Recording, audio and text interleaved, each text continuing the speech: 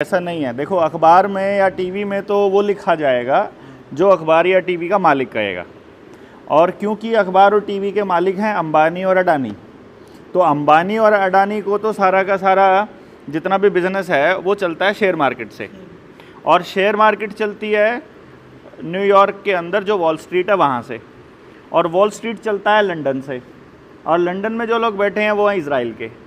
तो इसका मतलब ये हो गया कि जो मैंने आपको ब्लैक रॉक है, वैनगार्ड है, इन जो कंपनियों के नाम मैंने आपको बताए थे, उन कंपनियों का पैसा लगा हुआ है इनके अंदर, अडानी अंबानी में।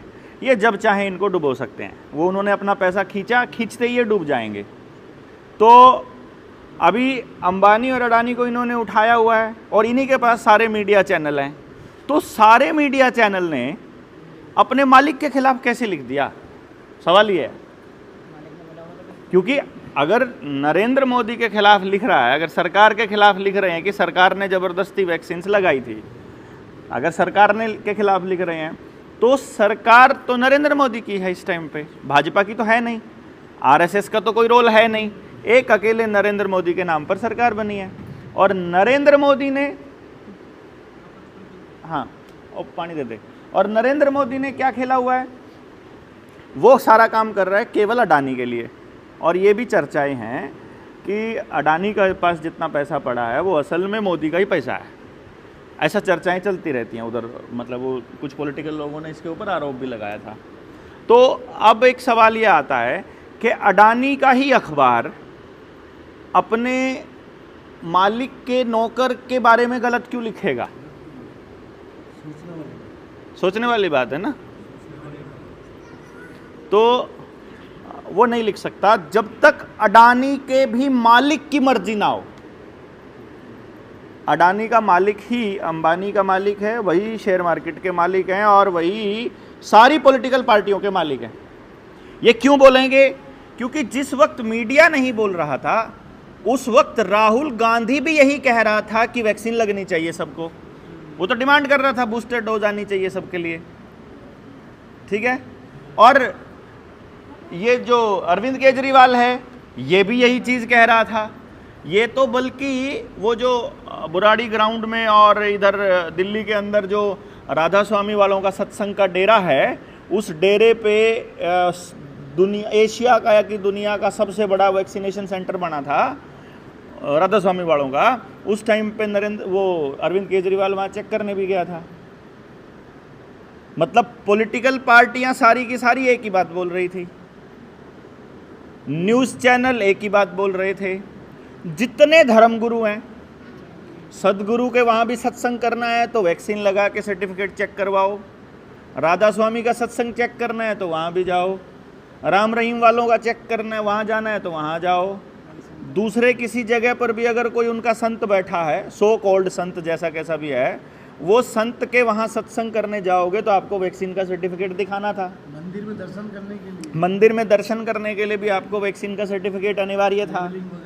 ट्रैवलिंग के लिए तो चलो ये तो छोटी चीज़ें थी, ट्रैवलिंग के लिए तो बात तो ये है कि जो सत्संग कर रहे हैं, जो दुनिया को, देश को, मानवता को ज्ञान का पाठ पढ़ा रहे हैं, वो ज्ञानी महापुरुष सो कॉल्ड संत वो भी कह रहे हैं कि वैक्सीन लगाओ। अब दो तरीके हैं, या तो उन संतों को पता नहीं था कि ये वैक्सीन में क्या है।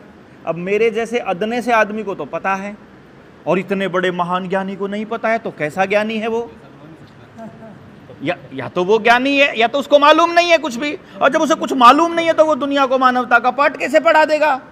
और अगर उसे मालूम है तो फिर वो कमीना है, वो जानबूझ के नहीं बता रहा है, खुद तो नहीं लगवा रहा है, लेकिन अपनी जनता को कह रहा है कि तुम लगवा के भीड़ों की तरह मरो।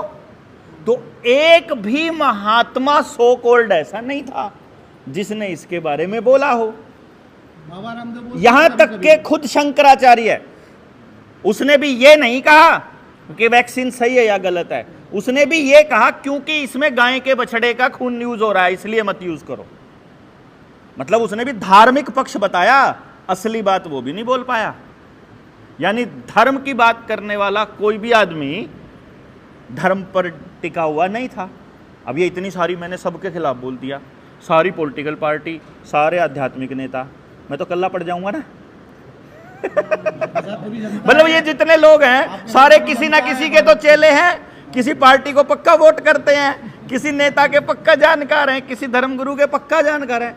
तो अगर जो दिमाग का इस्तेमाल करेंगे तो वो अपने उस बड़े जो नेता या अपना गुरु है उसको उसका गला पकड़ेंगे, उससे पूछेंगे, और अगर वो बेवकूफ़ हैं तो वो मेरा गला पकड़ेंगे, और अगर उनके कहने से चुपचाप लगवाए हैं तो अब पता लग जाएगा मेरे गला कितने पकड़ेंगे, उनका गला कितना पकड़ेंगे, कि कितने स्मार्ट लोग हैं, कितने बेवकूफ़ लोग हैं। उन्होंने तो बेवकूफ़ बनाया, देखो सारी पार्टियों ने बना लिया।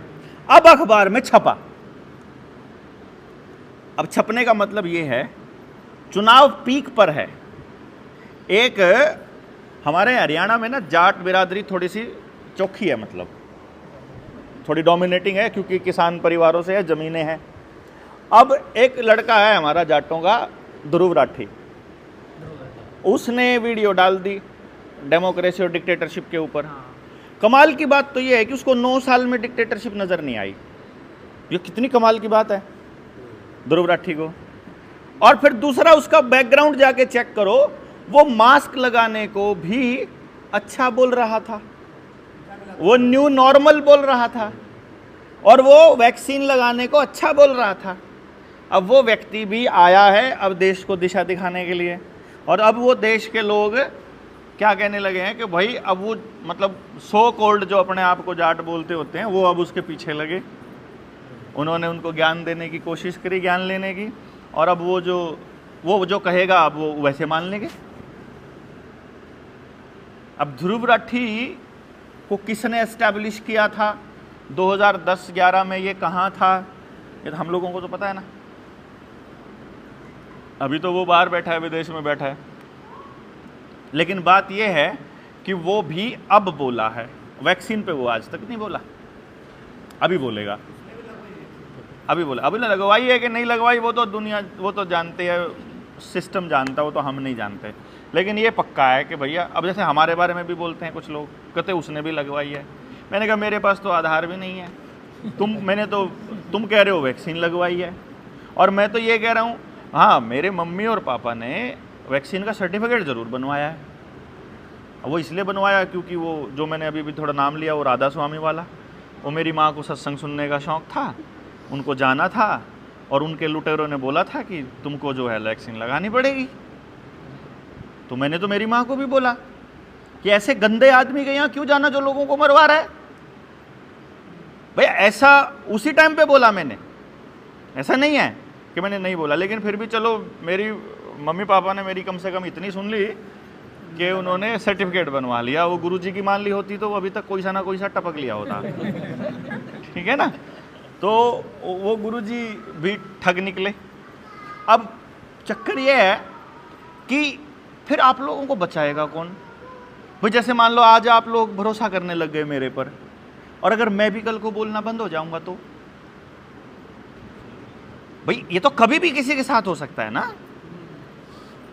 कि कोई व्यक्ति, जरूरी नहीं है, अच्छा ऐसा नहीं है कि मैं जान के बोलना बंद कर दूं, हो सकता है उस चीज की खबर मुझे ही ना हो, या मेरे पास उस चीज के बारे में रिसर्च करने का समय ना हो। अब मैंने समय पर रिसर्च नहीं करी तो मैं आप लोगों को कैसे बताऊंगा। तो ये एक बड़ी समस्या है। तो इससे बचने के लिए फिर आपको जाना पड़ेगा रिसर्च की तरफ, रिसर्च पे जाना पड़ेगा अब आपको। अब रिसर्च में कुछ लोग ये सोचते हैं कि मोबाइल में गूगल पे सर्च करेंगे तो रिसर्च मिलेगी, ना, रिसर्च गूगल पर नहीं मिलेगी। गूगल पर तो वही मटेरियल मिलेगा जो उन्होंने आपके दिमाग में डालना है। रिसर्च मिलेगी सबसे पहले तो किताबों में, दस्तावेजों में, और दूसरा आपके यहाँ इंटरप्रिटेशन में। सेम चीज रखी हुई है सामने, उसी चीज को एक आदमी बहुत बढ़िया साबित कर देगा और उसी चीज को एक आदमी बहुत घटिया साबित कर देगा। यह है हमारी सोच। हमें दोनों तरफ सोचना आना चाहिए कि अगर यह कागज किसी बहुत अच्छे आदमी के हाथ में हो तो इसका इस्तेमाल कैसे हो सकता है, और यही कागज अगर किसी गंदे आदमी के हाथ लग जाए तो कैसे इस्तेमाल होगा। हमको दोनों सोचना है। और नागरिक होने के नाते मैं आपको बता रहा हूं, आपकी पार्टी सत्ता में बैठी है तो भी आपने वोटर नहीं बनना। वोटर होता है आदमी सिर्फ एक दिन, जिस दिन उसको वोट डालनी है, उस दिन अपनी पार्टी का कार्यकर्ता बन के जाओ, उस दिन अपनी पार्टी को वोट डालो, वोट डालते ही नागरिक बन जाओ। आप सब लोग किसी भी पार्टी को पसंद करते हो, किसी भी नेता को पसंद करते हो, सिर्फ वोट डालते समय अपने नेता को ध्यान में रखो। वोट डालते ही ध्यान रखो सिर्फ अपना समाज, क्योंकि आपको बचाने आपका नेता नहीं आएगा, पार्टी नहीं आएगी, संगठन आपका समाज, आपका संगठन भी नहीं आएगा। आप जनता सरकार मोर्चा में हो ना, आप मोर्चा आपको बचाने नहीं आएगा, आपको बचाने आएगा आपका पड़ोस, आपको बचाने आएगा आपका भाईचारा।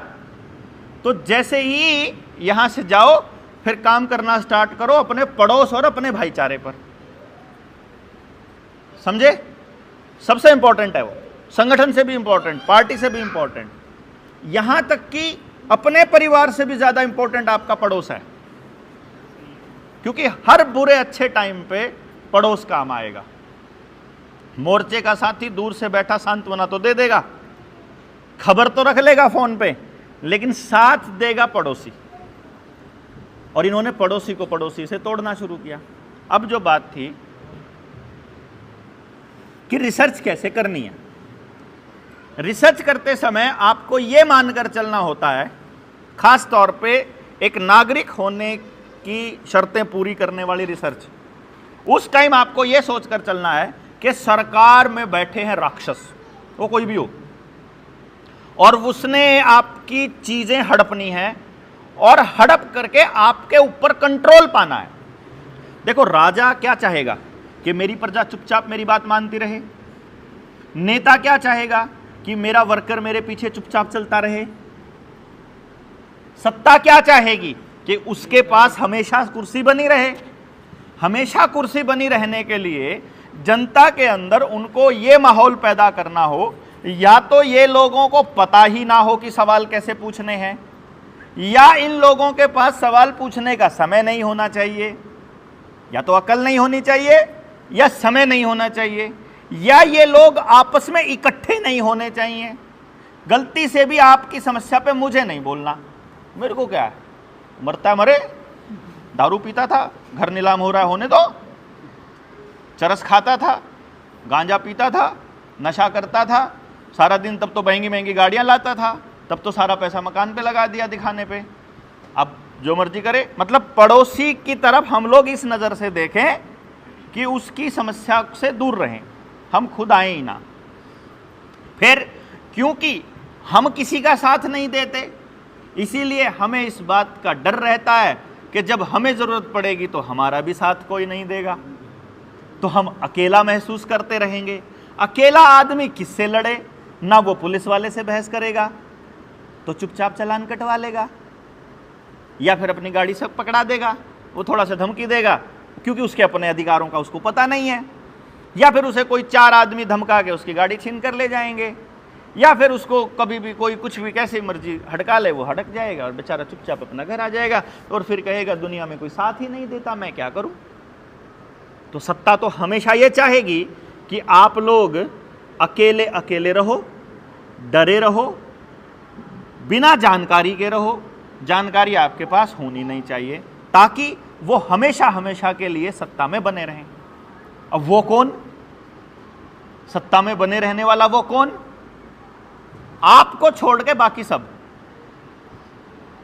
आपका मास्टर भी, आपका पटवारी भी, आपका तहसीलदार भी, एसडीएम भी, पुलिस का चौकी इंचार्ज भी, सड़क पर खड़ा हुआ चौराहे पे आदमी खड़ा वो भी, आपका सरपंच भी, मेंबर भी, जिला पार्षद भी, ब्लॉक समिति का मेंबर, एमएलए, एमपी, सीएम और पीएम, ये सब चाहेंगे कि आप एक दूसरे से अलग अलग रहो, डरे रहो, कंट्रोल में रहो, ताकि हमारी सत्ता चलती रहे।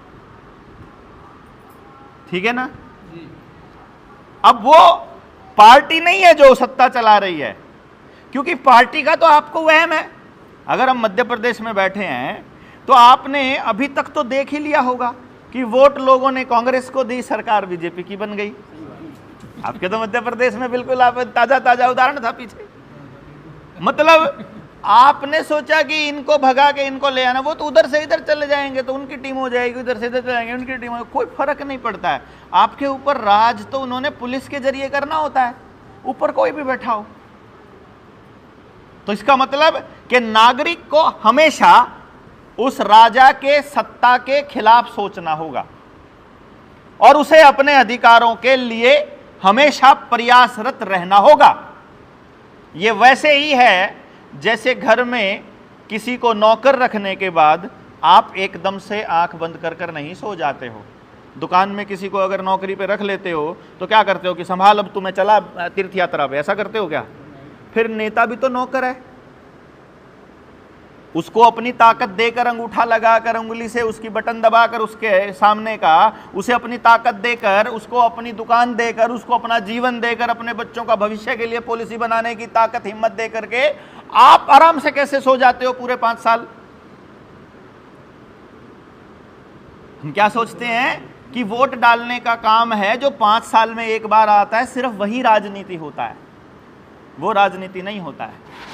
आप अनपढ़ मरोगे कि पढ़ लिख कर मरोगे, अच्छे कपड़ों में मरोगे कि फटेहाल मरोगे, सड़क पर एक्सीडेंट में कुत्ते की मौत मरोगे या घर में शांति से, प्यार से, मोहब्बत से, परमात्मा से मिलते हुए मरोगे, आपका बच्चे का जन्म सरकारी अस्पताल में होगा कि प्राइवेट में होगा, सस्ते में होगा कि महंगे में होगा, इंजेक्शन लगाकर होगा कि नॉर्मल डिलीवरी होगी, होने के बाद आपका बच्चा कहाँ पढ़ेगा, सस्ता पढ़ेगा कि महंगा पढ़ेगा, पढ़ने के बाद रोजगार मिलेगा कि नहीं मिलेगा, रोजगार के बाद जीवन आसान होगा कि मुश्किल होगा, उसके बाद उसका समाज में शांति से जीवन चलेगा या 24 घंटे डरा रहेगा, ये सब कुछ तय होता है राजनीति से। यानी कि आपके जीवन से जुड़ा हुआ हर पहलू राजनीति का हिस्सा है। हर कदम जब भी आप बोलते हो तो राजनीति करते हो, जब सहन करते हो तो राजनीति का शिकार होते हो। यानी आप 24 घंटे राजनीति के बीच में रहते हो। कुछ लोग आपको कहेंगे ना, इस बात पे राजनीति नहीं होनी चाहिए। हर बात पे राजनीति होती है, हर बात पे राजनीति होनी चाहिए। एक हरामखोर तो 5 किलो अनाज दे के उस झोले पे भी फोटो लगवा लेता है अपना, और हम गली मोहल्ले में सड़क के ऊपर किसी लड़की के साथ छेड़छाड़ हो, उस पर भी बात ना करें, उस पर भी बवाल ना मचाएं। ऐसा कैसे हो गई? हर गलत बात पर राजनीति होनी चाहिए। होनी चाहिए कि नहीं होनी चाहिए? 100% होनी चाहिए। तो हमको ये सोचना आना चाहिए कि राजनीति होनी चाहिए। जिसके भी साथ गलत हो रहा है उसी के साथ खड़ा होना जरूरी है। खड़ा होने के लिए समझ होना जरूरी है, और समझ के लिए मैं आपको एग्जाम्पल देता हूं, फिर मैं इस वैक्सीन वाले दौर पर आएंगे। अभी किसानों के 3 कानूनों की बात बताते हैं, ठीक है? अभी समझना, एक कानून बना दिया एसेंशियल कमोडिटी एक्ट सरकार ने, उसमें एक लाइन लिख दी। मैं वो लाइन एज इट इज बोल रहा हूं, आप समझना, उसको जाकर के कोई भी PDF डाउनलोड करके पढ़ लेना। उसमें लिखा हुआ है कि पेरिशेबल और नॉन पेरिशेबल जो अनाज हैं या उत्पादन है किसान का, उनमें किसान को जो रेट मिलेगा या किसान को जो रेट दिया जाएगा, 1 साल में उसके डबल से ज्यादा बढ़ोतरी नहीं की जा सकती।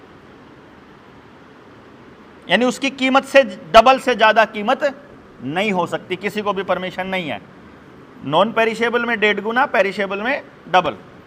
यानी अनाज की कीमत है, उसमें 1.5 गुना से ज्यादा वृद्धि नहीं हो सकती। यानी अगर उसको 20 रुपए किलो अगर बेचा है किसान ने अनाज, तो 1 साल में कितने से ज्यादा वृद्धि नहीं हो सकती? 30 रुपए से ज्यादा रेट नहीं जाएगा उसका। और अगर फल है, सब्जियां हैं, मच्छी हैं जो खराब हो जाती हैं, मतलब जो फूल हैं, ये चीजें जो अभी बनी और वो स्टोर नहीं कर सकते जिनको, उन चीजों का रेट डबल से ज्यादा नहीं हो सकता 1 साल के अंदर अंदर। इसका क्या मतलब है?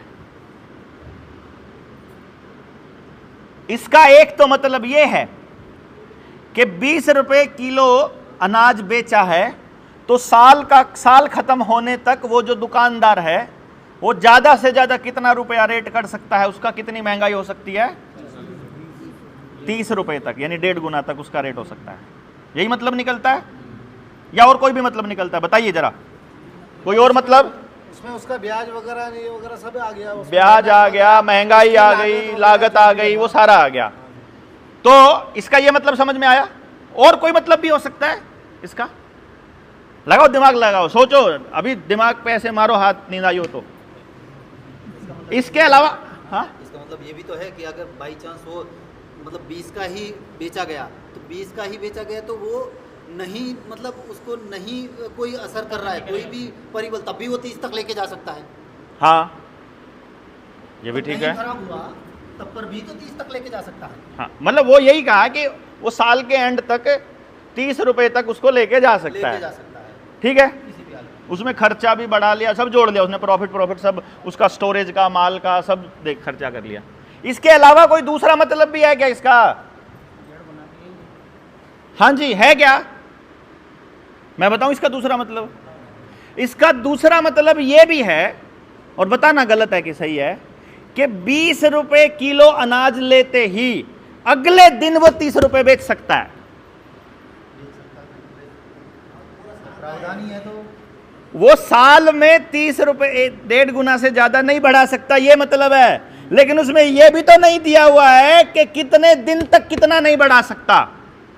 उसमें यह लिखा हुआ है। मैंने जाकर के, जब हम उनके सरकार के वकील थे, हम जब बैठे थे, बोला इसमें क्या दिक्कत है? हमसे बोला उसने बहस में, डॉक्टर साहब आप तो खामखाई किसानों की पैरवी कर रहे हो, सरकार ने इतना अच्छा कानून बना दिया कि 1 साल में 1.5 गुना तक, 1.5 गुना से ज्यादा नहीं बढ़ा सकता। मैं कहना इसका यह मतलब है कि 20 रुपए किलो आज अनाज लिया है किसान से, लेते ही घर जाते जाते 30 रुपया रेट कर देगा वो उसका, और पूरे साल 29 रुपए 99 पैसे में बेच सकता है। 30 रुपए से ऊपर नहीं कर सकता है ना, 30 रुपए नहीं कर सकता, 29 रुपए 99 पैसे में अगले दिन उसी दिन बेच सकता है वो, ठीक है। अब पूरे साल 29 रुपए 99 पैसे बेच दिया, साल खत्म होते ही 30 रुपए का आधा 15 और बढ़ा लो इसमें 45 रुपया, साल खत्म होते ही 45 रुपए का बेच सकता है। देखिए पहले दिन ही 1.5 गुना हो गया। 20 रुपए वाली चीज पहले दिन ही, पहला साल खत्म होने से पहला साल शुरू हुआ है तो 30 की हो गई है, दूसरा साल शुरू हुआ है तो 45 की हो गई है। यानी कि दूसरे एक ही साल में चीज की कीमत दुगने से ज्यादा हो चुकी है, और दूसरा साल खत्म होता है, तीसरा साल शुरू होते ही 45 का आधा 22 साढ़े 22 होता है, 57 बनती है, लगभग 60 रुपया हो गया। यानी 2 साल में उस चीज की कीमत 3 गुना हो गई। महंगाई का ये हाल होगा। ये तो इन चीजों में है, जो डबल कर सकता है उसका क्या हाल होगा। यानी जो नौकरी करने वाला आदमी है उसकी तनख्वाह 1 साल में डबल नहीं होती साहब, और जो दुकानदार है उसका प्रॉफिट 1 साल में डबल नहीं होता साहब, और जो मेहनत मजदूरी करने वाला उसकी मजदूरी 1 साल में डबल नहीं होती है साहब। तो इसका मतलब सिर्फ किसान नहीं मरेगा, सब मरेंगे। तो ये लड़ाई किसान की नहीं है, ये लड़ाई समाज के हर तबके की है। और गांव के लोग सोचते हैं भाई ऐसे तो सोचा ही नहीं किसी ने, ऐसे तो किसी किसान नेता ने भी नहीं समझाया, क्योंकि किसान नेता को भी तो किसी ने रिसर्च करना नहीं सिखाया है। जो दूसरी रेट है उसमें भी 2 गुना तक का लगा लो हिसाब किताब आप। इसका मतलब आड़ती पहले खत्म कर दिए, दुकानदार भी खत्म हो गए इससे, मैकेनिक भी खत्म हो गया इससे, व्यापारी भी खत्म हो गया इससे, मजदूर भी खत्म हो गया, नौकरी पेशा आदमी भी खत्म हो गया कि नहीं हो गया बताओ आप। जो उगा नहीं रहा है वो खत्म हो गया, और जो उगा रहा है उसका खर्चा बढ़ा दो और आमदनी कम कर दो। ठीक बात क्या नहीं? तो हो गया बर्बाद। कौन सा तबका बर्बाद हुआ? सारे तबके हो गए। यानी कि ये सिर्फ एक लाइन थी 3 कानूनों में से जो सारे तबकों को बर्बाद करने के लिए जिम्मेदार हो सकती थी। अब दूसरी लाइन सुनो। दूसरी लाइन ये कहती है कि भाई अगर देश के अंदर, ध्यान से देखना, अब इस बात को आप लोगों को किसी ने टेक्निकल भाषा में अगर समझाया हुआ है तो समझ जाओगे। अगर टेक्निकल भाषा में नहीं समझाया तो कैसे समझोगे, जरा हिसाब लगा के बताना। आप लोग समाज के वो आदमी हो जो मैं समझता हूं कि इतने समझ वाले हैं, जो अपना घर बार छोड़कर 3 दिन के लिए जेएसएम की ट्रेनिंग में आए हो। तो इसका ये मतलब है कि आप लोग उन लोगों से जागृत लोग हो। तो अगर आप जागृत लोगों को भी बात समझ में नहीं आएगी तो फिर उन बेचारों को तो कहां से आ जाएगी जो गांव में बैठे हुए हैं, जो आए नहीं निकल करके, है कि नहीं। तो अब मैं आपको दूसरी लाइन बता रहा हूं। अब दूसरी लाइन का मतलब पहले आपसे पूछूंगा फिर मैं बताऊंगा। तो आपने पूरे घोड़े दौड़ा देने हैं दिमाग के, जो मैं बोलूंगा उसमें। वो कहते हैं कि हम लोग माने सरकार, किसी भी वैल्यू चेन पार्टनर कौन है? जैसे अंबानी और अडानी ने साइलोज बनाए हैं, अपने गोदाम बनाए हैं, वो उसके वैल्यू चेन पार्टनर हैं, वो स्टोरेज हाउस हैं, जैसे एफसीआई होता है और वो होते हैं। और एक्सपोर्टर, ये एक्सपोर्टर भी हैं, एक्सपोर्ट भी करते हैं अनाज को, गेहूं को, चावल को, ये सब कुछ करते हैं। वो कहते हैं कि अगर देश में कभी भूखमरी, बाढ़, सूखा, महामारी, युद्ध, भूकंप जैसा कोई एक्स्ट्रा ऑर्डिनरी कंडीशंस आ जाएं, तो उस स्थिति में हम किसी भी वैल्यू चेन पार्टनर और एक्सपोर्टर से जबरदस्ती अनाज नहीं लेंगे। एक्सपोर्टर के पास यदि उतने अनाज का ऑर्डर आया हुआ है जितना अनाज उसके पास रखा हुआ है, जैसे कि मान लो देश में युद्ध छिड़ गया या गृह युद्ध आ गया और देश में लोग भूखे मर रहे हैं और सरकार को अनाज चाहिए। अब एफसीआई के पास अनाज नहीं है, अनाज रखा है अडानी के गोदाम में। अडानी से गोदाम से अनाज ले सकती है सरकार, लेकिन प्रोसेसिंग यूनिट से नहीं ले सकती। कहीं पैकेज में रखा है, पैकिंग में रखा है, वहां से नहीं ले सकती। बड़े गोदाम में रखा है, स्टोरेज हाउस में, वहां से ले सकती है। वहां से भी तब नहीं ले सकती अगर उसके पास, अगर वो एक्सपोर्टर है और एक्सपोर्ट का उसके पास पड़ा है 2 लाख टन अनाज, तो 2 लाख टन का ऑर्डर आया हुआ है चाइना से, तो भी नहीं ले सकती। तो इसका क्या मतलब है बताइए? जनता भूखे मरे, नहीं ले सकते। जनता भूखी मरे। बहुत बड़ा षड्यंत्र है। इससे हमारे ही देश के लोगों को, हमारे ही देश के समझदार लोग बेवकूफ़ बना रहे हैं। हमारी सरकार हमारे ही लोगों को बेवकूफ़ बना रही है और बड़े तरीके से बना रही है। हाँ, कैसे बना रही है इसका मतलब तो बताओ। अगर इस तरह की पॉलिसी अगर बन रही है, वो बनी हुई है, वो तो वापस कर गए किसान। लेकिन मैं तो ये एक कानून के जरिए बता रहा हूं, बाकी कानून तो आपने पढ़ने भी नहीं आते, बाकी कानून तो डाउनलोड करके देखने भी नहीं आते आपको। अगर हम ही लोग, हम सरकार चुन रहे हैं, हम वोट दे रहे हैं, और अगर हमारे पक्ष में कोई पॉलिसी नहीं है तो फिर क्या करेगी सरकार? पक्ष विपक्ष छोड़ो, आपको पता ही नहीं है कि पॉलिसी है। 9 साल में 10 साल हो गए, 10 साल हो गए ना। मई 2014 में सरकार बनी थी ये। मई 2014 में सरकार बनने के बाद आप में से कितने लोगों ने कितने कानून डाउनलोड करके पढ़े हैं? नहीं पढ़ा, एक भी नहीं पढ़ा ना। तो आपकी ऐसी तैसी करने वाला कानून ऑलरेडी बना हुआ है। जैसे अगर आप में से जो मजदूरी करता है तो मजदूरों के लिए ऑलरेडी लेबर कोड का कानून बना हुआ है। अगर आप किसान हो तो किसानी वाले कानून बने हुए हैं। आप नौकरी करते हो तो नौकरियों में छटनी करने के कानून बने हुए हैं। आप बिजनेस करते हो तो बिजनेस का कानून बना हुआ है। आपका ढाबा है तो ढाबे के कानून बने हुए हैं। आपकी रेहड़ी है तो रेहड़ी का कानून बना हुआ है। आप मतलब जो भी आप काम करते हो यार, आपका कानून ऑलरेडी बनाया उन्होंने और आपने कभी नहीं पढ़ा, है ना? समय नहीं पढ़ने। हाँ, वही जो पहले लाइन में थी। हाँ, सिर्फ माइक दे दो, वीडियो करने की जरूरत नहीं। जो अडानी के पास अनाज रखा है, हाँ, यहाँ तो 1.5 गुना बढ़ाने का बोल रहे थे 1 साल में। हाँ, लेकिन अडानी अपनी मर्जी से कितना भी दे सकता है, लेकिन वो वहाँ जहाँ ऑर्डर है जैसे 2 कुंटल का या 10 कुंटल का जितना ऑर्डर है उसके पास, हाँ, उसके बाद जो बच रहा है, बाकी सरकार इससे जो लेगी, हाँ, वो तो इससे वो बोलेगा 30 की जगह 40 का बेच सकता है, तो भुखमरी भी आ सकती है इसमें।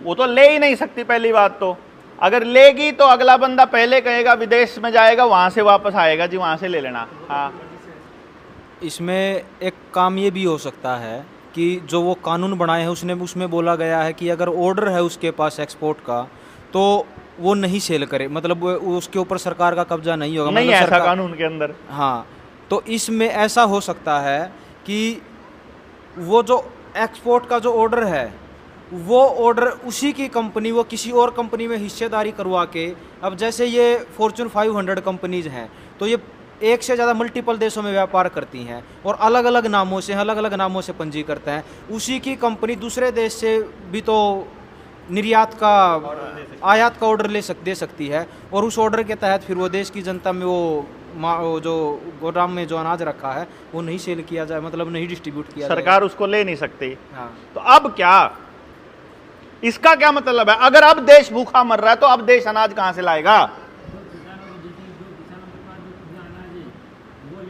एग्जैक्टली क्या कह रहे हो, दोबारा से बताना। जो किसानों के पास जो अनाज रखा है खुला अनाज, हाँ वो लेकर छीन कर मतलब बांट सकती है वो। हाँ, इसका दूसरा अर्थ ये निकलता है, उसी कानून में लिखा नहीं हुआ है बात, लेकिन उसमें ये लिखी हुई है, अगर किसी दुकानदार ने मान लो अनाज बेचना है, आपने देखा होगा कोई भी स्टोर है यहाँ, कोई भी स्टोर जाओगे ना, उस स्टोर में गेहूं रखा होगा ना, या चावल रखे होंगे, दाल रखी होगी, वो पैकिंग में रखी है, पॉलिथीन में पैक करके 1-1 किलो की। 1 किलो की पैकिंग का मतलब है वो उन्होंने प्रोसेस करके रख दिया है। प्रोसेस करने का मतलब हो गया कि अब वो पहले मतलब प्रोसेसिंग यूनिट में चला गया, अगर उसको साफ भी कर दिया तो प्रोसेस हो गया, और पैक कर दिया तो दूसरी 2 सर्विस उसके अंदर ऐड हो गई।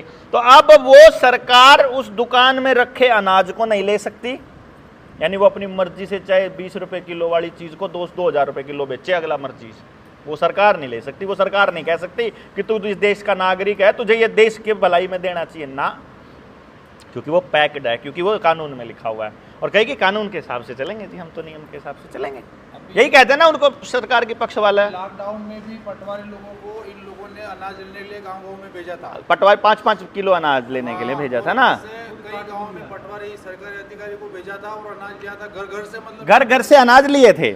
अब मैं जो बात, वो तो टेस्टिंग थी कि लोग दे रहे हैं अपने आप से। अभी क्या हुआ, ये तो ये पॉइंट हो गया। दूसरा बिंदु इसके अंदर ये आ गया कि जो रविंद्र ने बोला कि उसी आदमी की कंपनी, जैसे अडानी का साइलो है, उसमें अनाज रखा हुआ है, उसके पास 2 लाख टन अनाज है, उस अनाज से हम 2 साल तक अपने पूरे देश को खिला सकते हैं।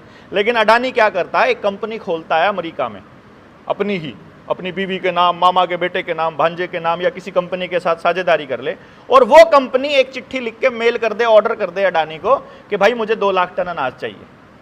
अब सरकार कहेगी भाई तेरे पास अनाज पड़ा हुआ है, दे दे तू देश को। वो कहेगा जी मेरे पास तो ऑर्डर आया हुआ है, मैं तो नहीं दे सकता। तो उससे नहीं ले सकती, कानून में लिखा हुआ है वो नहीं ले सकती। तो अब क्या करेगी वो, या तो बाहर की कंपनी को ऑर्डर देगी तो देश बेचेगी सारा का सारा। बाहर की कंपनी में कहां से जाता है, दूसरे किसी देश में अनाज पैदा होता ही नहीं, हमारा ही देश है जो अनाज पैदा करता है सारा का सारा, सारी दुनिया को खिलाई हम रहे हैं। ठीक है, अब पंगा पड़ गया हमारा कि भाई अब क्या हो, फिर बोलेंगे जी किसान के पास अनाज पड़ा पूरे साल का, अभी महामारी वाला या युद्ध वाला तो टाइम सारा महीने 2 महीने का है, सारा अनाज इकट्ठा कर लेते हैं किसानों से। किसान बोलेगा मैं तो नहीं देता। तो फिर सरकार ने अपने पक्ष के लोगों को अग्निवीर बनाकर पहले से ही तैयार कर लिया है 4 साल के लिए। देखो आप पूरे समाज में फौज की तैयारी करने वाले युवा सवेरे शाम आपको एक्सरसाइज करते हुए मिलते थे, अग्निवीर के बाद एक्सरसाइज करना बंद कर दिया बच्चों ने। इतनी निराशा है उन नौजवानों के अंदर कि वो अग्निवीर बनना नहीं चाहते। लेकिन सरकार को सही ठहराना था कि अग्निवीर स्कीम अच्छी है, तो आरएसएस ने अपने नौजवानों को अग्निवीर में भर्ती करवाया। अब आरएसएस का कार्यकर्ता बंदूक सीख चुका है चलाना, और उसे हम जैसे लोग देश के दुश्मन नजर आते हैं। समझ रहे हैं? और अडानी अपनी प्राइवेट आर्मी बना सकता है, यह कानून बना दिया। तो अब अडानी अपनी पुलिस को किराए पर ले सकता है। तो अडानी क्या करेगा, अपने अग्निवीर अपने साइलोज पे बिठा देगा, या फिर सरकार अपने पुलिस वालों के साथ जैसे होमगार्ड वालों को भेजती है, जैसे चौराहे पर चालान काटने के लिए ट्रैफिक वालों के साथ होमगार्ड वालों को भेज दिया, ऐसे ही अग्निवीर वालों को अपॉइंटमेंट ऑलरेडी रिलायंस कंपनी में चालू है। अखबारों के अंदर अगर आप सिक्योरिटी एग्जीक्यूटिव के नाम से एडवर्टाइजमेंट देखोगे तो उसमें वो सारी कंडीशन है जो अग्निवीर ही पास करता है। यानी वो सारे अग्निवीर आके अब रिलायंस के लिए तैयार। वो रिलायंस कंपनी के सिक्योरिटी के लिए भारत सरकार का पैसा इस्तेमाल हो रहा है कि उसकी सिक्योरिटी गार्ड वहां से ट्रेनिंग ले रहे हैं। समझ गए? हमारे टैक्स के पैसे से रिलायंस के सिक्योरिटी गार्ड तैयार हो रहे हैं आर्मी में 4 साल के बाद। वहां से वो आएंगे आरएसएस वाले, और वो आकर के अब बंदूक उनके हाथ में होगी। अगर आप अपना अनाज लेने गए तो तुमको लपेटेंगे, वो आपके घर आए तो बंदूक की नोक पर आपका अनाज ले लिया जाएगा, क्योंकि देश की भलाई करनी है। आपने वैक्सीन भी देश बचाने के लिए लगवाई थी।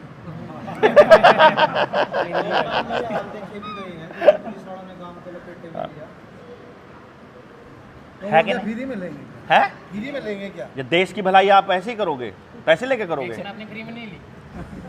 किसान का धान है ना, ठीक है, हम जनता की जान बचा रही है सरकार। हाँ। लेकिन किसान की लागत लगी, उसको पेमेंट तो करना पड़ेगा ना। ये जो 2000 रुपये महीना ये दे रहे हैं, ये क्या है? ये 500 रुपया महीना दे रहा है जो ये जो फ्री में ले रहा है। अरे तुमको इतना पैसा दे दिया मोदी जी ने, तो आप उसको अनाज नहीं दोगे क्या? मना कर दोगे क्या?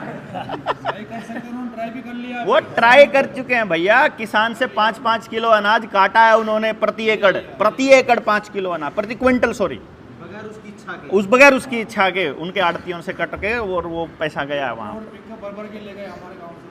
है ना? आपके गांव से क्या, पूरे देश से लेके गए। जिसके पास अनाज था अनाज, जिसके पास चावल थे चावल, जिसके पास मक्की थी मक्की, जिसके पास जो था, मतलब सब ले गया। ठीक, 5% कट के, 5% का टैक्स पहले ही काटा। और दूसरी बात तो ये, लाइटों के बिल पे घर की बकरियां उठा के भी ले जा रहे हैं। लाइट का बिल नहीं भर पा रहे हो तो घर की बकरी उठा के ले जा रहे हैं कि बिल भरो और बकरी ले जाना। ठीक है बात? तो अब ये तो गुंडागर्दी अभी बढ़ेगी, ये तो अभी शुरुआत हुई है। मैंने तो आपको ये सिर्फ उन 3 कानूनों में से सिर्फ एक कानून की ही वो बताई है। अगर आपको उस किताब में उसमें से पढ़ना आता हो तो हमको दोनों तरफ का दिखना शुरू हो जाएगा। अगर अच्छा शासक है तो वो क्या कर सकता है, अगर वो बुरा शासक है तो वो क्या कर सकता है। और शासक कभी भी अच्छा नहीं होता है, ये हमें, क्योंकि वो शासक ही नहीं होगा। अगर वो अच्छा होगा तो वो राज कर ही नहीं सकता। शोषक ही शासक होता है, राक्षस ही शासन कर सकता है। रक्षक ही भक्षक होता है। हाँ, रक्षक ही भक्षक होता है, और वो होता ही है। ये एक्चुअली गुंडागर्दी होती है। और जैसे अंडरवर्ल्ड जो है एक्सटॉर्शन करता है, ये वैसे ही टैक्स के नाम पर एक्सटॉर्शन करते हैं। अब एक बात सोचो आप, बिजली जो बनी वो किसने बनाई? बिजली कंपनी ने बनाई या सरकार ने बनाई? किसकी जमीन पर बनाई? भारत की जमीन पर बनाई। किसका पानी इस्तेमाल किया? भारत का पानी इस्तेमाल किया। किसके लोगों की मेहनत लगी? भारत के लोगों की। सरकार अपने मायके से तो लेकर नहीं आई थी। सरकार को यह मान लेते हैं कि भाई सरकार पूंजीपतियों की लुगाई है, ये मान लेते हैं। लुगाई है वो पूंजीपतियों की घरवाली है, मान लो सरकार। तो सरकार अपने मायके से तो लेकर नहीं आई थी, मायका उसका पार्टी है। ठीक है? तो मालिक की जमीन पर मालिक की मदद से तैयार की हुई चीज की कीमत वसूलती है सरकार, अपने मालिक के लिए। सरकार की मालिक कौन है? उद्योगपति। पूंजीपति उसका खसम है, मतलब उसका पति है। ठीक है? तो वो अपने खसम के लिए धरती के मालिक से लूट के उसको देती है। ये काम करती है कि नहीं करती है? और हम लोग दे रहे हैं टैक्स अपनी धरती पर। हमने एक बात सोची हुई है, ये समझे हुए लोगों की संख्या अभी हमारे पास कम है, अभी हजारों में है। हमको ये प्लान था कि 1 लाख लोग अगर आप इकट्ठा कर देते हो समझे हुए, तो हम उस दिन मालिक से पैसा दिलवाना बंद कर देंगे। ये जो सरकार है ना, पैसा नहीं ले पाएगी मालिक से, मालिक को पैसा देना पड़ेगा उसको। अभी आप लोगों ने कभी भी सरकार के ऊपर सवाल उठाया है कि सरकार को हमें लूटने की अथॉरिटी किसने दी है? जबरदस्ती टैक्स लेने की, जबरदस्ती चालान करने की, जबरदस्ती आपसे वसूली करने की परमिशन किसने दी? किसी ने भी नहीं दी, कोई कागज नहीं है सरकार के पास कि हमसे किसने परमिशन ली। उससे बड़ी बात,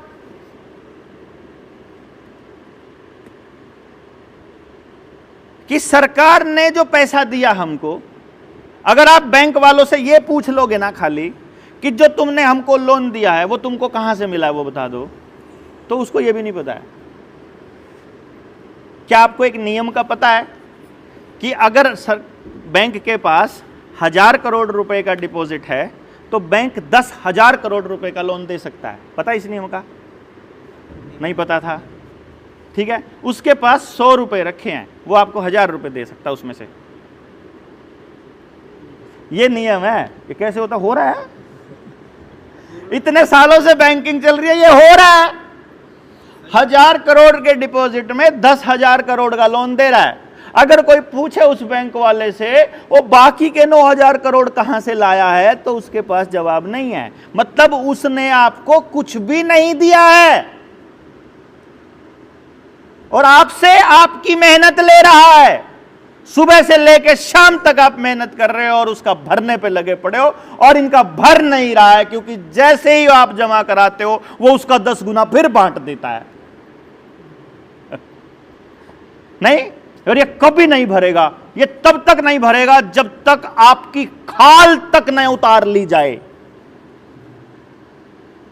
आप कमा कमा के थक जाओगे, आपका पूरा घर परिवार, पूंजी, डंगर, ट्रैक्टर, कार, जमीन, जो भी है आपके पास वो सब चला जाएगा और आखिर में आपको अपना शरीर सरेंडर करना पड़ेगा।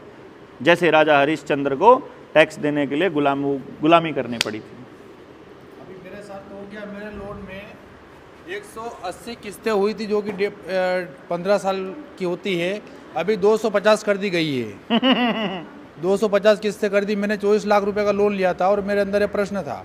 मैंने कहा यार इसने मेरे को एक साथ 24 लाख रुपए दे दिए मेरे को, और वो हर महीने 30,000 रुपये ले रहा है, और वो 3 करोड़ रुपए बांटने की मतलब बात करी मेरे सामने, वहाँ बोर्ड पे लिखा हुआ था। मैंने पूछा, मैंने कहा यार ये क्या लिखा? मैंने जानबूझ के उनसे पूछा, बोले ये ऐसे लिखा हुआ आपको पता नहीं? मैं कहा बताओ तो सही। बोले ये मेरा नाम लिखा हुआ है। बोले नहीं कि इन लोगों उनको मतलब बांटने का मतलब बाद में बोल ही दिया उसने कि ये इतने हमारे को बांटने रहते हैं। मतलब हाँ। 3 करोड़ अगर वो हर महीने बांटेगा और 24 लाख मेरे को दे देगा तो उनके पास पैसे आ कहाँ से रहे? हाँ। ये मेरे मन में सवाल था।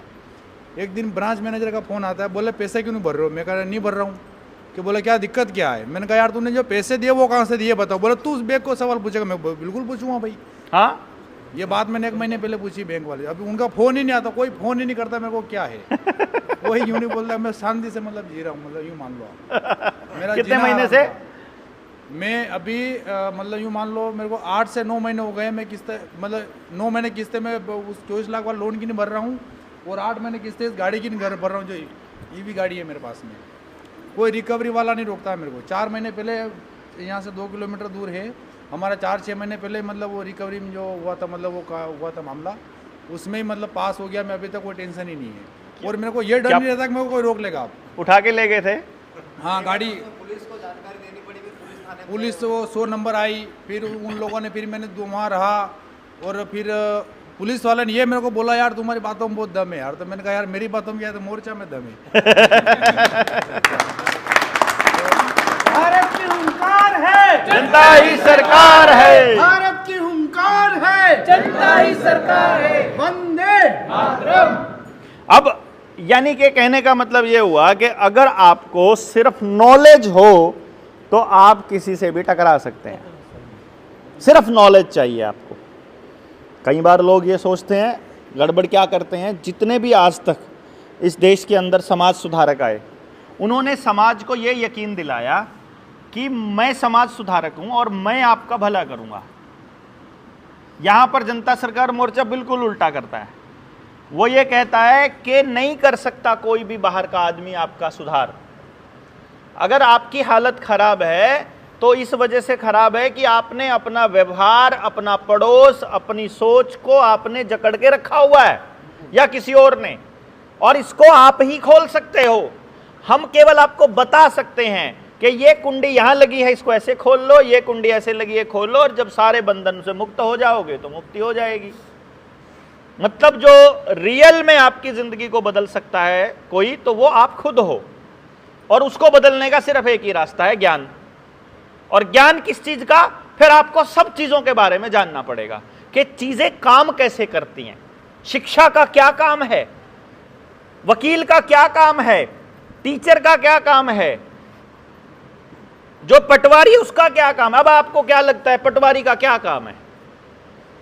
पटवारी का यह काम नहीं है कि वो आपको फर्द निकाल के दे और जमा करवाए। पटवारी का काम था पूरे गांव की जमीन की निशानदेही का रिकॉर्ड बनाकर उनको देना कि किस आदमी को कैसे लपेटना है, ये पटवारी बताएगा। आशा वर्कर का काम था हर आदमी के घर की हालत का वहां पर ब्यौरा देना।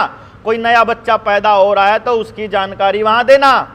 आंगनबाड़ी वर्कर का क्या काम था कि आंगनबाड़ी वर्कर के पास 18 रजिस्टर हैं आईसीडीएस के, इंटीग्रेटेड चाइल्ड डेवलपमेंट स्कीम के। उस रजिस्टर में एक पे भी भारत सरकार या हरियाणा सरकार या मध्य प्रदेश सरकार नहीं लिखा हुआ। वो सारे के सारे 18 के 18 रजिस्टर WHO के हैं। वो बताते हैं कि इस बच्चे का इस उम्र में ये इंजेक्शन लगा तो इसका वजन इतना हो गया, इसका ये ब्लड ग्रुप है, इसके परिवार में इतने लोग रहते हैं, इसका ये स्वास्थ्य रहता है, ये दवाइयाँ खाता है, ये इस तरह से रहता है। उसका पूरा डेटा ऑनलाइन करने का काम था आंगनबाड़ी वर्कर का। दूसरा काम आंगनबाड़ी वर्कर का था आपके गांव में अमीर से अमीर, बड़े से बड़े जमींदार की घरवाली को कटोरा हाथ में पकड़ाना। पकड़ा कि नहीं? वो बच्चे की दादी बेटे को आंगनबाड़ी लेके जाएगी तो साथ में कटोरा भी लेके जाएगी चूरी लेने के लिए। क्या कह रहे हो? अभी मैंने मेरे घर पे आए थे, मेरे गुड़िया एक बालक है उसका लगाने के लिए, तो मैंने नहीं लगवाया तो फ्रेशर बना रहे। क्या मतलब कौन बना रहा है प्रेशर? आंगनवाड़ी वाली। अब आंगनवाड़ी को क्या टेंशन है भाई? औलाद हमारी है, उसको हमारी इतनी चिंता है कि वो हमारे बच्चे को बीमार नहीं देख सकती, तो उसको बोलो हमारा इतना कर्जा है वो भी उतार दे। एक ऊपर से कोई अधिकारी भी है, हमारा बच्चा पढ़ नहीं रहा उसको पढ़ा भी जा, मेरे बच्चे के पास पैंट नहीं है वो भी दिलवा जा, उसके जूते फटे हुए हैं वो भी सिलवा जा। उससे पूछना चाहिए ना मेरे घर में और बहुत सारी समस्याएं हैं वो भी करके जा। ठीक है, तेरे को मेरे बच्चे की इतनी चिंता काहे को हो रही है, तो अपने को संभाल लेना जा करके। लेकिन नहीं, तो वो बाहर से भी फोन लगवा रहे हो। ऊपर कोई मैडम है, उसने मैंने आप रिकॉर्डिंग वो करवाएगी। उस अधिकारी को भी बोलो और भी समस्याएं साहब वो भी ठीक करके जाओ, खाली एक से काम नहीं चलेगा। सारी लगवा रहे हो है कि नहीं भाई? तुमको हमारी इतनी चिंता, अब सरकार को हमारी इतनी चिंता है, वो हमको ना, आप एक्सीडेंट में मरोगे तो जेब से पैसा दोगे, बुखार से मरोगे तो जेब से पैसा दोगे, टीबी से मरोगे तो चलो उसकी तो डोट दे देंगे वो दवाइयां, एड्स से मरोगे तो भी वो जो फ्रॉड वाली बीमारियां वो फ्री करेंगे। बस ये ध्यान रखना, सरकार केवल फ्रॉड फ्री में देगी आपको, जहर फ्री में देगी, नुकसान फ्री में देगी। जहां कोई चीज फ्री नहीं होगी वहां तो आपसे लूटेगी भैया। फ्री में हवा दे देगी, फ्री में तो फ्री की चीज ही देगी ना यार। कोई आदमी आपको फ्री में कैसे दे सकता है?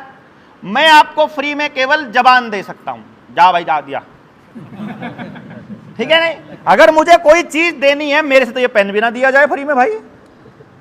अगर मुझसे पेन की कीमत के बराबर की कोई चीज मिलने की उम्मीद ना हो, इतना प्रेम थोड़ी होता है यार सबसे दुनिया में। एक आदमी से, अपने बच्चे से हो जाए, घरवाली से हो जाए, किसी और से हो जाए, वो प्रेम हो जाए, दोस्त से हो जाए, एक दो से हो जाए, तीन से, सबसे थोड़ी होता है यार।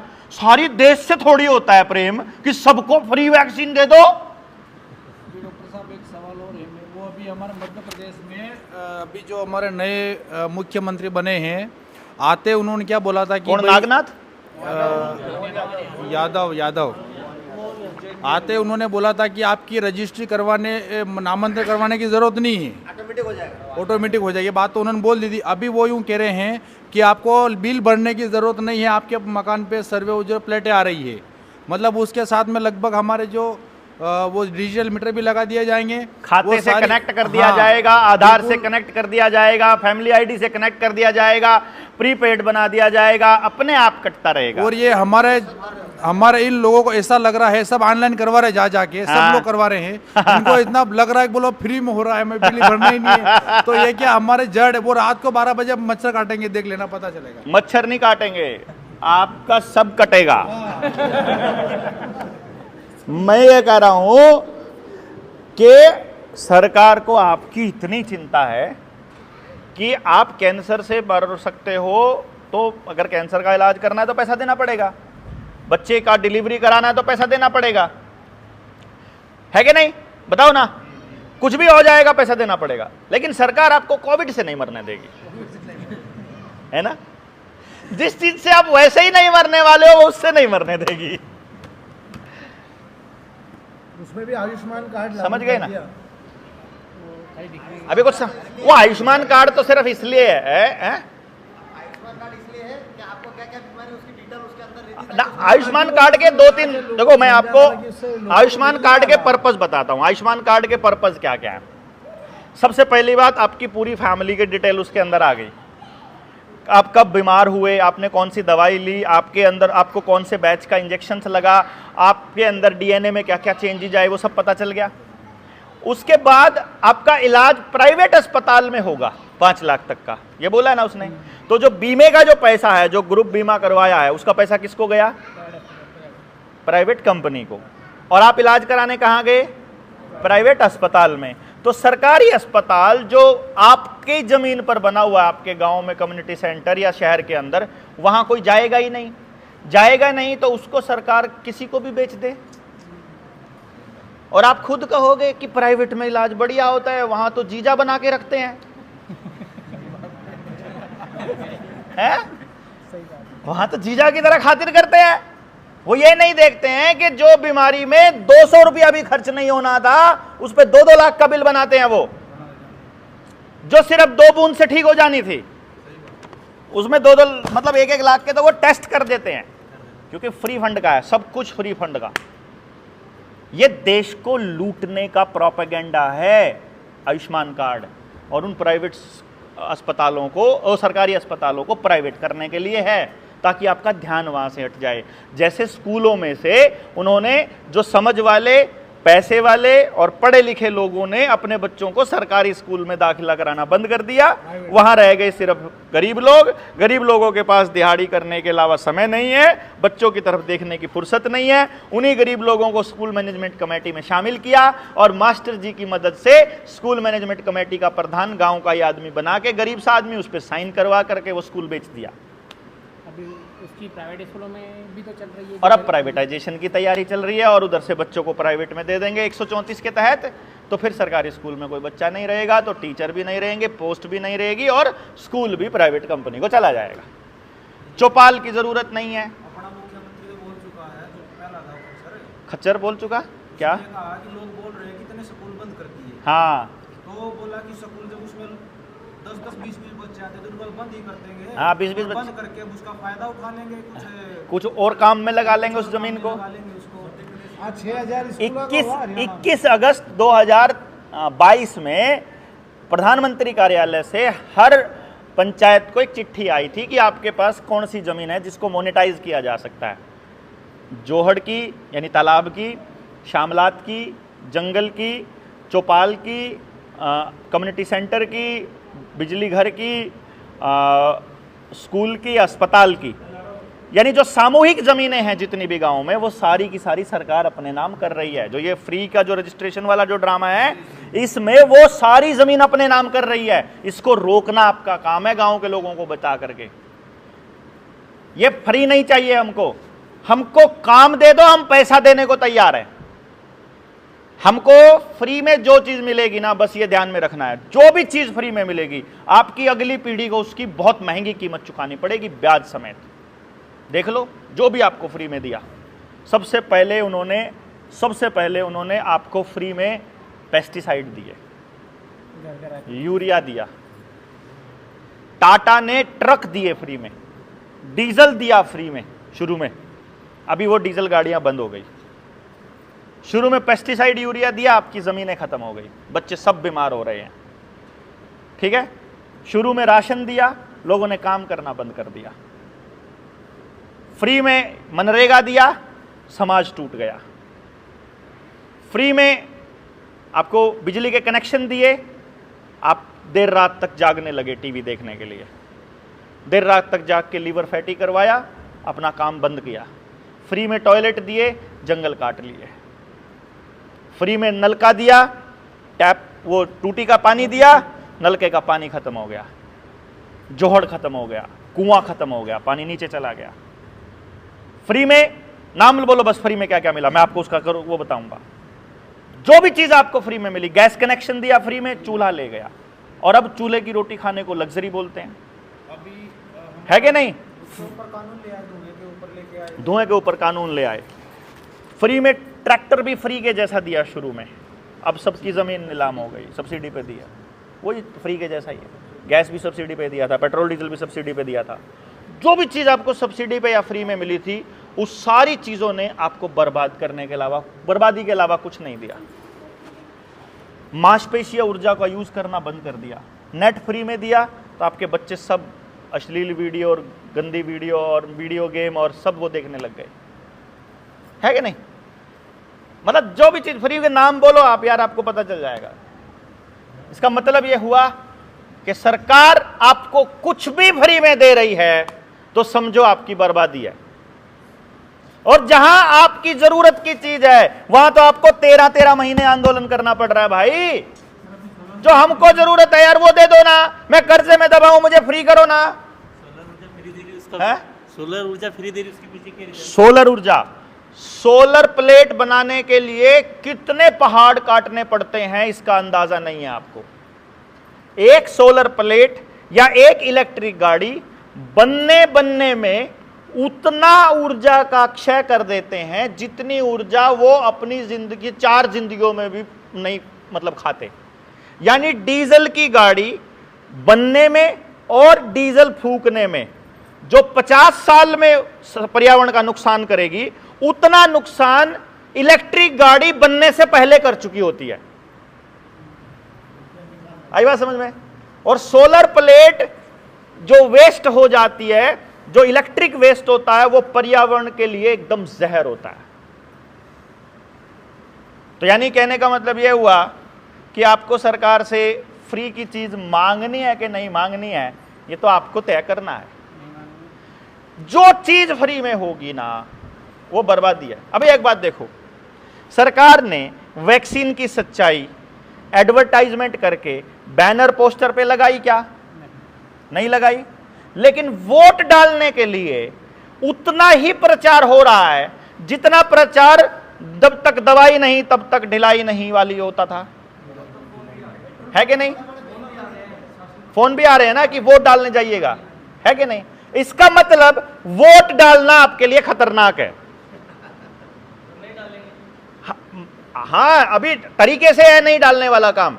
अभी हम आपको एक प्रारूप देंगे बना करके, जिसमें हमें अपना वोटर कार्ड का नंबर, जिसमें हमने अपने कौन सी कहां पर हमारी वोट है और हम रीजन क्या है हम ये लिखेंगे। हम उसमें लिखेंगे कि हमारी तरफ से सरकार बनाने की, सरकार में बैठ करके नियम बनाने का कंसेंट हम नहीं दे रहे हैं तुमको, तो तुम्हारे उल जलूल कानून हमारे ऊपर लागू नहीं होते हैं। हम लिख के देंगे ना सरकार को। आज की कल की खबर है ये, रतलाम की यहाँ की। हाँ। एक अध्यापक, आज के अखबार की खबर हाँ। है ये, रतलाम की ही, जहाँ पर अब हम बैठे हैं। इसकी खबर है कि एक अध्यापक था, उसने बताया कि अगर आप वोट नहीं डालोगे तो आप अपने अधिकार के लिए लड़ सकते हो। हाँ। और उसने ऐसा बताने के ऊपर, इस रीजन के ऊपर, यहाँ के कलेक्टर ने उसको निलंबित कर दिया। वो तो करेगा ही निलंबित, असलियत हमें करके दिखाओ ना निलंबित, हमको जेल में डालो ना। आप अपने अधिकार के लिए लड़ ही तब सकते हो जब आप वोट नहीं डालोगे, है ना? कमाल की बात। कारण क्या है? कारण क्या है मैं आपको बताता हूं। इसके पीछे का कारण यह है कि यदि आप इस देश के मालिक हो तो आपको मालिक होने के लिए किसी कागज की जरूरत नहीं होती। हमारे पुरखों ने गांव में लाल डोरा बना रखा था, गांव की जमीन पर कोई कागज नहीं चलेगा। गांव के घर जो होंगे वो सिर्फ जबान पर और आपस में भाईचारे पर चलेंगे, क्योंकि वो गांव के इस देश के मालिक हैं। आई बात समझ में? आपका बच्चा पैदा होता है तो आप सर्टिफिकेट नहीं देते उसको कि तू मेरा बच्चा है, या वो बड़ा होकर के आपसे सर्टिफिकेट नहीं मांगता है कि बता तू सर्टिफिकेट दे मेरा बाप है। वह है तो है। जो कुदरत के नियम को मानने वाले आदमी के लिए कोई कागज की आवश्यकता नहीं पड़ती है। अब जब आप किसी बैंक से लोन लेते हो तो आपका कुछ ना कुछ बैंक मोर्गेज रखता है, गिरवी तो रखता है ना। अब वो आप गिरवी रखते हो, अपनी जमीन रखो, प्रॉपर्टी रखो, कुछ भी रखो, आप जमीन गिरवी रखते हो। तो अगर भारत की सरकार जो बैठे हैं लुटेरे, ये लुटेरे अगर वर्ल्ड बैंक से पैसा लेते हैं या कर्जा लेते हैं तो क्या गिरवी रखते हैं? नहीं, वो आपको गिरवी रखते हैं। आपके डॉक्यूमेंट बनाना आपको गिरवी रखने का कंसेंट लेटर है।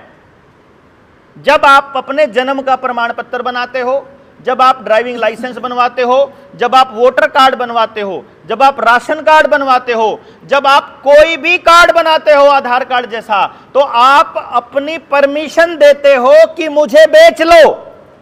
कागज प्रॉपर्टी के होते हैं, आदमी के नहीं हुआ करते साहब। प्रॉपर्टी गिरवी रखी जाती है, तो आप अपने आप को प्रॉपर्टी बना लेते हो कि मैं प्रॉपर्टी हूं, अब तू मुझे बेच ले। नहीं समझे क्या? कोई कागज आपको नहीं अच्छा बताओ, एक कागज है मेरे पास, उस पे लिखा हुआ है देवेंद्र बलहारा, लाइसेंस है, ड्राइविंग लाइसेंस। मान लो कौन है देवेंद्र बलहारा, सोच के बताओ कौन है? वहां पे मैं हूं? कागज है। नहीं, कागज तो पे लिखा हुआ है, उस पे फोटो मेरा लगा है। तो अब मैं देवेंद्र हूं, मैं कौन हूं वो बताओ? मैं इंसान हूं। कौन है ये शरीर? इसको बोलोगे आत्मा। तो वो कागज आत्मा का है कि मेरा है? फोटो तो मेरा लगा है उसमें, फोटो तो शरीर का लगा है। और आत्मा चला रही, तो फोटो किसका है? वो कागज किसका है? तो शरीर तो देवेंद्र नहीं है। अरे ड्राइविंग लाइसेंस तो शरीर का है, चेहरा तो मेरा है, उस पर इतना ही लगा होता है, सिर्फ इतना चेहरा। ये चेहरा तो देवेंद्र नहीं है। ये तो गणेश जी की तरह उतार के इस पे लगा देंगे तो ये बन जाएगा। भाई आरएसएस वालों ये ऐसे ही बोलते हैं कि वो तो हाथी का वो लगा दिया था, चल आदमी का आदमी पे तो लगा ही सकते हैं। पर बात ये है, अभी तो फिलहाल तो बात ये चल रही कि इससे ऊपर का जो फोटो में आया हुआ है वो देवेंद्र कौन है? नहीं समझे? भाई बात तो समझ आ रही होगी मैं क्या कह रहा हूं। कागज कह रहा है कि जिसका ये फोटो है ये देवेंद्र है। अब मेरे पास आ गए, मुझसे पूछा देवेंद्र तुम हो? मैं कहा मैं कौन? मेरे अंदर दो चीजें हैं, एक वो जो तुम्हें दिखाई दे रहा है वो, और एक वो जो तुम्हें अंदर से दिखाई नहीं दे रहा है, जो बोल रहा है अभी। जो निकल जाएगा तो तुम इसको देवेंद्र नहीं बोलोगे, डेड बॉडी बोलोगे कि बॉडी को उठा ले जाओ। हम में से वो निकल जाएगा जो हम हैं, उसके निकलते ही हम बॉडी बन जाएंगे सारे के सारे। तो फोटो तो बॉडी का लगा है और नाम वो देवेंद्र, गिरवी वो देवेंद्र को रख रहे हैं। तो झोलमाल है कि नहीं है? धोखा है कि नहीं है? और सारी दुनिया के साथ धोखा हो रहा है कागज के नाम पर। तो अगर आपको आजाद होना है तो कागज फेंकना पड़ेगा कि ये डेड बॉडी देवेंद्र नहीं है, ये बॉडी है खाली, तुम ये कागज बॉडी का लेके घूम रहे हो। और इसीलिए आपके हर डॉक्यूमेंट के ऊपर आपका बैंक का खाता है, आपका पैन नंबर है, आपका ड्राइविंग लाइसेंस है, आपका नाम कैपिटल लेटर में लिखा जाता है। अंग्रेजी में कैपिटल लेटर्स हैं। उसका भी कोई कारण होगा? कारण है ना। कैपिटल पनिशमेंट सुना है?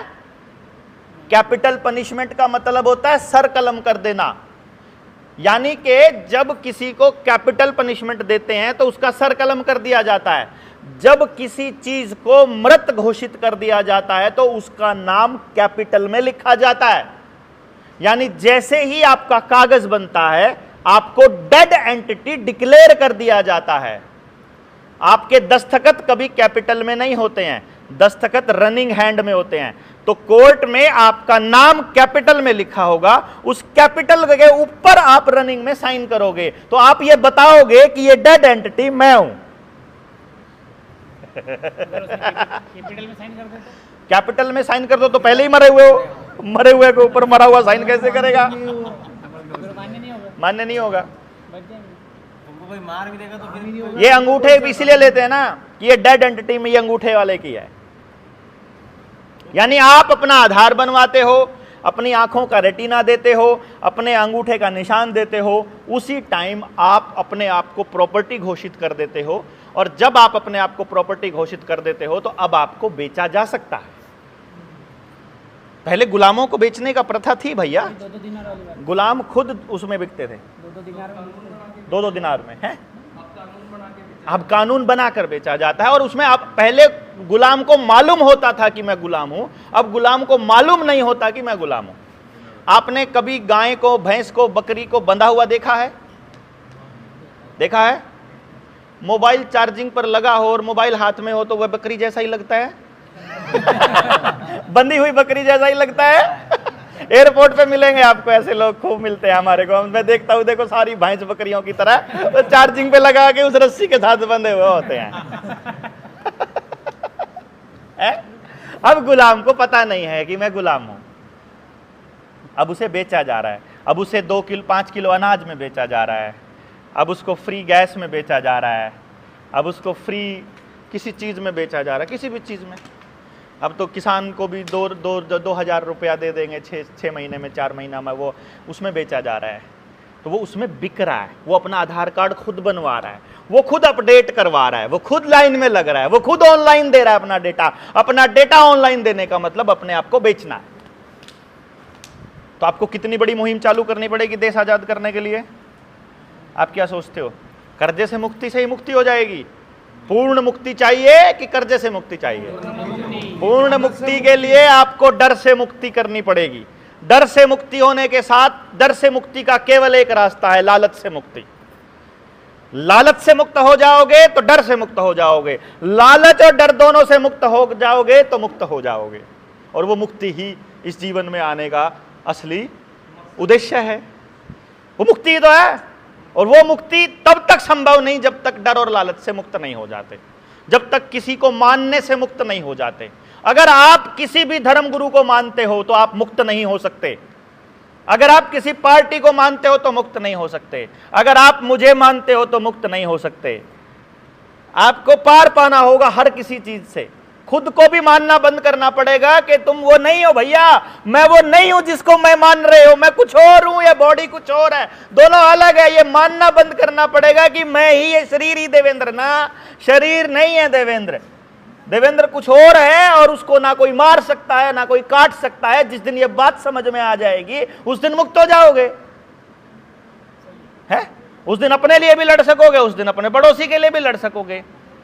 सो this is what you mean to say कि मुक्ति का मार्ग है जनता सरकार मोर्चा। अगर सही में जनता सरकार मोर्चा को डिफाइन किया जाए तो, और इसके लिए ज्ञान एकमात्र रास्ता है, उसके लिए हम बैठे हैं। तो सांसारिक ज्ञान से चलते हुए हम ऊपर उठने वाले ज्ञान तक जाएंगे। जो जहां तक पहुंचता जाएगा उसको उससे आगे लेते जाएंगे।